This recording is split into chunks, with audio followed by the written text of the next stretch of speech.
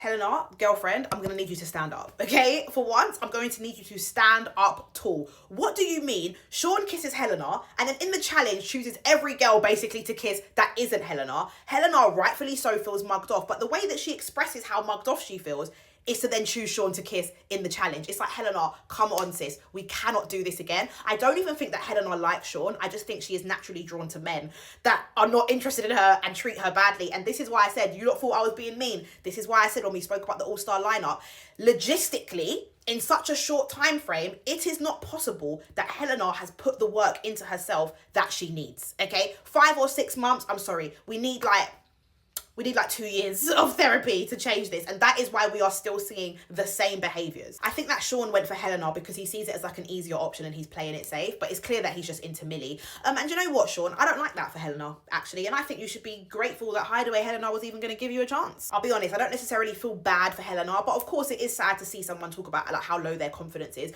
But it was very refreshing to hear her actually admit for once that she does feel shit and her confidence has been crushed, rather than always pretending, oh, I'm so laid back, I don't care. And lastly on Helena, I am actually really excited for this friendship. I feel like it's going to be good for her to have like an adult friend. I feel like Belle can encourage her to stick up for herself in a way that maybe Meg, her friend from last series, lack the ability to. I don't think that these two are a match. I do think that Shaq will treat Helena nicely, but I don't think she's that into him. And as soon as Tanya comes in and it gets messy, she's gonna tap out. Back to Sean very briefly. This is a hard watch. He is so nervous and cringy around her, and I feel like he thought she was out of his league, and then he started to think, oh, maybe I could, and maybe we should just stick with the first thought. I don't know. Whitney and Jack. This one confused me a little bit. For me, it is clear as day that Whitney isn't into Jack and she's somewhat playing a game by keeping her options open and playing it safe, right? And then by that definition, every single one of them are playing a game. Scott, Belle, Shaq, Helena, Sean, everybody's doing the same thing. And I found it very strange / dogpiley that everybody was getting onto Whitney, although Jack openly admitted that Millie's his number one and he hasn't pursued it. Like, everyone's in there playing it safe, trying to keep their options open, right? At the same time, Whitney was being a little bit hypocritical in that game when she was saying to Jack, oh, well, if you like Millie, then go for it, go for it. I mean, nobody was saying that to you when you were saying that you were most sexually attracted to Charlie. I do think that Whitney's a slow burner, and that's absolutely fine. I mean, me personally, I don't think that slow burners should go on dating shows, but hey, that's not my business. I do believe that she's a slow burner, but I don't agree with her getting onto Charlie, because I do think it was a very rational response to say that Whitney and Jack will be the first couple to go home. They're the only couple that are in a friendship couple, but also don't have any connections with any other islanders. Scott. Okay, saying that Charlie's a game player, there's two different ways that I'm looking at it, right? It could be that Scott genuinely does think that Charlie is a game player because, you know, for example, he gave a top 3, but we haven't seen him speak to anyone other than Millie, right? Or it could be what I think it more likely is, which is that Scott has just plucked that from the sky. Millie and Charlie being called mum and dad.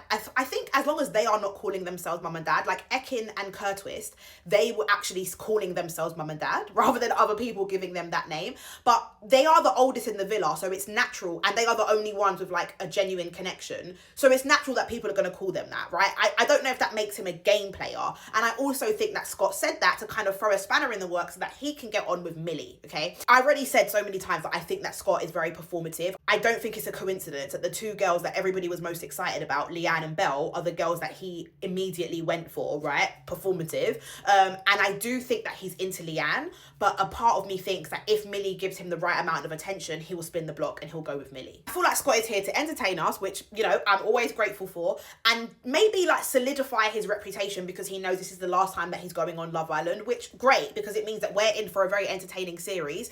But I don't know what that looks like for anyone that like catches feelings for him, because I feel like I said, he's here for banter and entertainment. I don't know if he's actually there for like a serious relationship. Guys, another reminder that these two are just being very boring and cruising through, okay? Remember what we said, not on our watch, okay? What I think has happened is I think the producers have pushed them together because Kieran is obviously interested in Jess. I personally think that Jess is more interested in Kieran. They are waiting for Emily to come in so they can create like a love square, you know?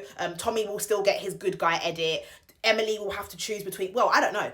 I don't know, but I think that could be interesting. And I reckon that's why the producers have kind of pushed them together and they're being so boring. Random one. I wasn't happy with these two in this episode. I mean, I can't ever see an episode where I'm going to be happy with Tommy. I'm not going to lie. But Tommy, I expected it from, because I feel like he does try to embarrass girls. But Shaq, I just didn't like their questions in the game. I feel like Tommy asked Helena about the footballer because he knows of a footballer and he's low-key trying to draw her out. Didn't like that. Shaq constantly asking boys to like compare women's looks and compare their bodies. That absolutely stunk. Lastly, this is who I think the 3 new bombshells are. Okay, so first of all, with Connor, they teased a hairdresser, and I think that people have already matched his tattoo, so that's a definite. It's Connor.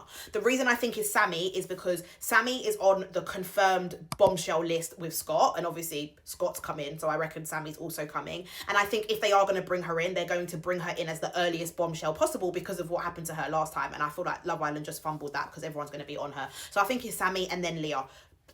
That's what everyone's saying. So I stole what everybody else was saying. Everybody thinks it's Leah. Look, I'm not mad about these 3. I feel like sometimes the prettier the girl... Oh, am I allowed to say that? It is the end of the debrief. Does anybody watch this far? I feel like the prettier the girl, the boring the personality.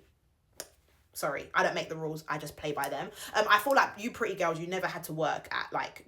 you know, people liking you, whereas some of us, we had to work a bit harder at our personality, okay? And I just don't want people to come in and be boring, you know, like just go for chats and yeah, I love everyone, everyone's lovely. It's very bore me later. Anyway, we will wait and see. I do think that we are bringing in more girls when there are not enough boys for the girls anyway. I just feel like everyone's going to be fighting over the same men, but hey, we will wait and see. See you guys tonight for the next debrief.